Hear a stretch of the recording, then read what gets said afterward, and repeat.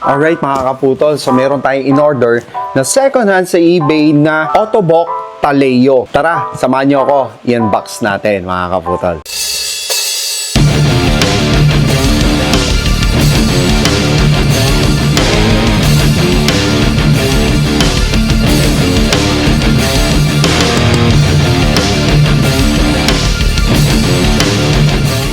Alright, kung first time mo lang makapadpad sa ating YouTube channel, ako nga pala si Strongleg TV. Gumagawa tayo ng mga videos na kung saan na pwede tayo maka-inspire na makakatulad ko rin ng mga amputee at makapag-share na rin ng konting inspirasyon sa ating mga kaputol dyan. So kung hindi ka pa subscriber at hindi ka pa naka-follow sa akin, please hit the notification bell and subscribe to my channel para sa mga updates at future videos natin. Alright, so let's begin. Alright, bumili tayo ng Ottobock Taleo sa eBay. Actually, sobrang hirap, sobrang tsambahan para makabili tayo ng tamang specification para sa atin. Actually, galing pa to sa US. Exact fit, exact category at specifications yung natsambahan natin ngayon.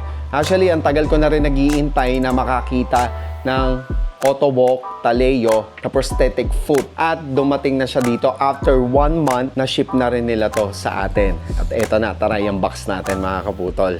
At bago natin i-unbox, bigyan muna natin ng konting idea ang ating mga viewers kung ano ba ang Ottobock at ang Taleo. Ang Ottobock ay isang prosthetic leg maker brand sa Germany. At ang maganda dito, gumagawa sila ng mga high quality na prosthetic limbs, prosthetic sockets, at iba't iba pang mga accessories na kailangan natin. Matagal na sila sa market. Bakit Ottobock ang hinahanap ko? Kasi nakasanayan ko na at nasubukan ko na ang quality at durability ng Ottobock. Sila may pinakamatagal na track record when it comes to prosthetic leg making. At kilala rin ang mga Germans when it comes to precise and quality. Ang Ottobock Taleo, it offers comfort, smooth rollover sa paglalakad na parang effortless ang iyong walking.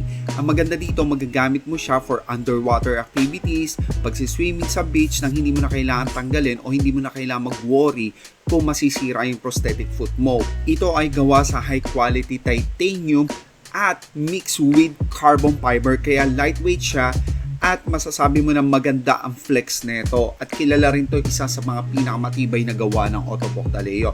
Ito ang tinatawag nila isa sa mga mid-range na model ng prosthetic foot ng Ottobock. At mobility tree na rin ang Ottobock Taleo. Design to para sa mga active and lifestyle at yung may mga daily activities na kailangan niya na komportable ang kanyang paglalakad. Ang bigat nitong prosthetic foot na to ay 0.5 kilos lang. Ang presyo niya based sa ating pagsasaliksik ay umaabot ng 185 to 250,000 dito sa Pilipinas. So actually, naging practical lang tayo ngayon mga kaputol kasi bakit? Alam naman natin ang credibility ng Ottobock when it comes to prosthetic leg parts or prosthetic foot na high quality. Kaya bakit kahit second hand, okay pa rin siyang bilhin at gamitin. Kung bibili ka kasi ng bago nito, medyo may kamahalan talaga. Depende pa sa category ng weight mo, depende pa yan sa tinatawag na size at specifications na dapat sa'yo. Before pala natin to pinurchase, nag-consult muna tayo sa ating professional prosthetist at alam niyo naman kung sino yan, si Espocare, si Sir Edgar. So, tiningnan niya muna, in-approve niya, so yun na, in-order ko na. Hindi rin basta-basta ang pagbili ng prosthetic foot or prosthetic leg parts para sa atin. So, kailangan kinoconsult muna natin to sa professional prosthetist. Kasi bakit? Hindi porket size, same size or left foot or nakuha natin yung tamang size, sapat na to para sa daily needs natin or tatagal ba to? Kasi baka mamaya, hindi pala nakadesign sa kilograms mo yung prosthetic foot or prosthetic leg parts na binibili natin. Mahirap na kasi mahirap mag-refund. So dapat you make sure na nag-consult ka muna sa yung professional prosthetist bago ka mag-avail ng prosthetic leg parts, especially prosthetic foot. So since na naman talaga, tiwala tayo sa Ottobock kasi halos yan yung nung nagka-budget na tayo, yan na yung naging brand natin mula sa silicone liner hanggang sa iba't ibang components. Okay. Opya. Mani popcorn. So, eto na siya. Una nakabili tayo noon sa eBay. ng prosthetic foot pero hindi siya match sa weight ko. So, lesson learned. Ngayon, kahit papaano, natuto na tayo. Di ba? So, maayos na may pagkabalot niya. Actually, kaya ako bumili pa ng isa kasi may project kami ni Sir Edgar na bagong prosthetic leg ko. Kasi okay naman ako dun sa existing ko na ginagamit daily, yung Ottobock Triton. Pero, sabi ko nga, mas maganda kung meron din ako yung pang underwater or pang beach. So, ito na siya. Ito yung tinatawag na Ottobock Taleo. Okay. Design siya for underwater. Pwede siya malubog, pwede siya malusong sa baha. Ang kagandahan sa kanya, hindi lang siya basta prosthetic foot. Meron pang kasama na adapter. Actually, kilalang brand din to sa US, Bulldog. Yan, so dyan siya ikakabit. Then, okay siya, meron siyang butas. Kasi ang size ng paa ko, ang prosthetic leg ko is size 29. Then, sa weight limit ko, category 7 ako. So, ayan siya, oh. Ayan. Oh, di ba? Ottobock Taleo. So, mukhang malinis naman. Hindi nga lang nakapagpa-pedicure, mga kaputol. Yan. So, condition niya is good. Tapos makikita nyo, yan yung size niya. Left 29. So, size 29 left. Alam nyo naman, mga kaputol, kaliwa ang putol natin. Then, kung mapapansin nyo sa putyal niya, may mga butas. Kasi yun sa Triton, walang butas. So, kapag napasok ng tubig, kailangan ko pang baklasin yung putyal para malinis siya. So, medyo mahirap din kasing ibalik to. So, ayan. Para makita nyo. Sa Triton kasi talaga mahirap ibalik. So, para kitang-kita natin yung ating Ottobock Taleo. Yan. So, yan siya sa loob. So, mamaya malalaman nyo kung magkano inabot to. Ang standard price kasi nito, kapag bumili ka sa ibang mga distributor ng Ottobock Taleo, nagre-range siya ng almost 180 to 200,000. Depende pa yan kasi may tinatawag pa ng mga consultation fee, blah blah blah. May mga add-ons pa sila. Hindi katulad nito, nabili lang natin siya sa halagang 35,000 kasama na ang shipping.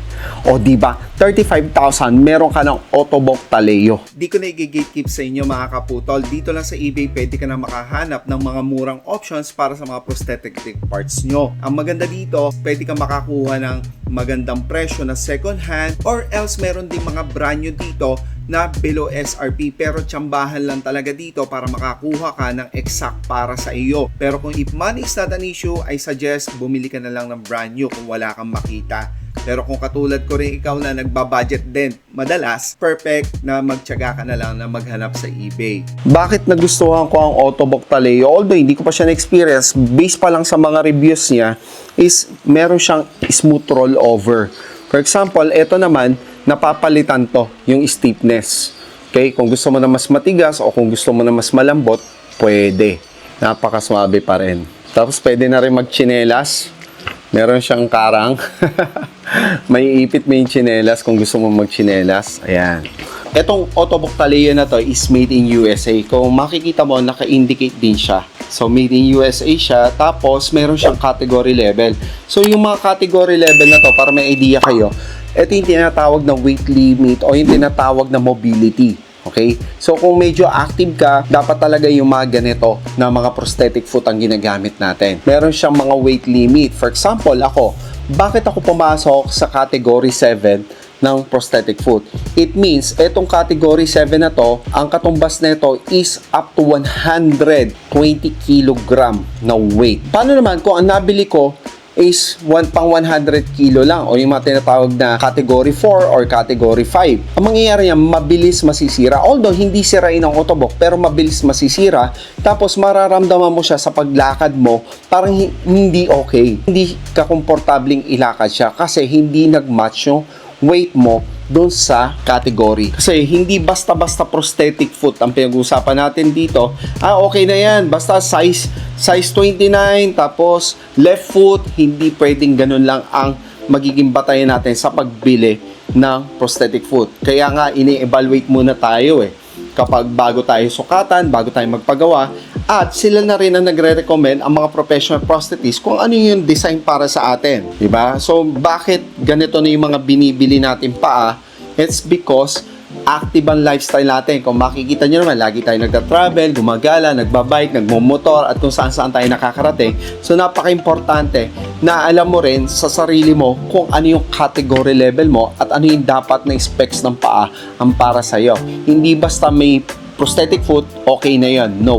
Kaya huwag kayong magtaka kung bakit may mga nakapagpagawa o bumili ng prosthetic leg tapos mabilis masira yung prosthetic foot kasi hindi siya nagmamatch kung ano yung lifestyle at activity level mo. Hindi yung pwede na yan. Sa prosthetic leg, kapag hindi match yung parts na pinagkakabit sa prosthetic leg mo o yung pagka-assemble niya, hindi angkop sa body weight mo, hindi angkop sa activity level mo, magsasacrifice yung quality at pangalawa, mahihirapan ka rin in the future sa paglalakad. Disclaimer lang mga kaputol na kahit anong ganda at ganong kamahal ang iyong prosthetic foot, pero kung yung socket mo uncomfortable ka at hindi fit sa'yo kahit anong ganda pa ng silicone liner na gamit mo, useless lahat yan. Kaya napaka-importante na meron kang matyaga na prosthesis na hinahanap yung comfort mo sa paglalakad kasi hindi mo rin mamamaximize ang ganda ng prosthetic leg mo kung hindi rin nawawala ang pain